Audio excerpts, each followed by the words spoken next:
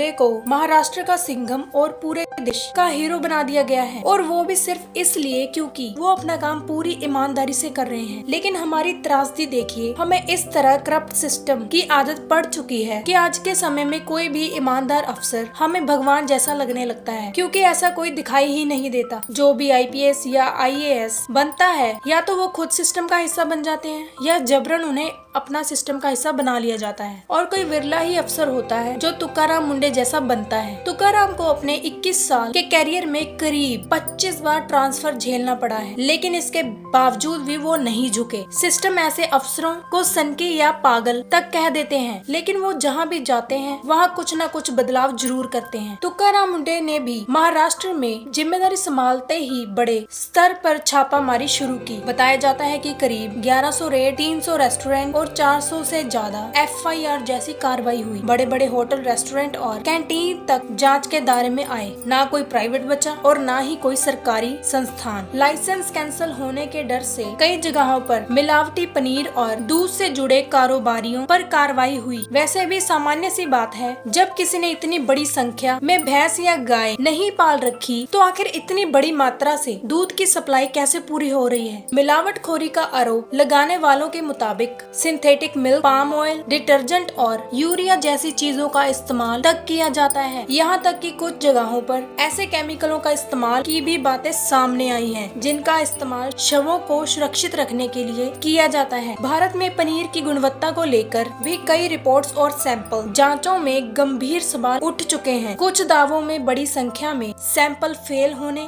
और कुछ के असुरक्षित पाए जाने की बात कही जाती है। ऐसे में आम लोग शाकाहारी प्रोटीन का अच्छा स्रोत समझकर पनीर खाते हैं, लेकिन बाजार में शुद्ध और सुरक्षित पनीर मिलना बहुत ही ज्यादा मुश्किल हो जाता है। गांव और विलेज में तो फिर भी लोग हद तक बेहतर स्थिति में हैं, क्योंकि वहाँ दूध, गेहूं और सब्जियां घर की ही होती हैं। लेकिन शहरों का हाल देखिए, बिना किसी सप्लाई चेन के कोई भी चीज शहर तक पहुँच ही नहीं सकती। जब उसी सप्लाई चेन में मिलावट होने लगे तो उसका असर सीधा लोगों की सेहत पर पड़ता है।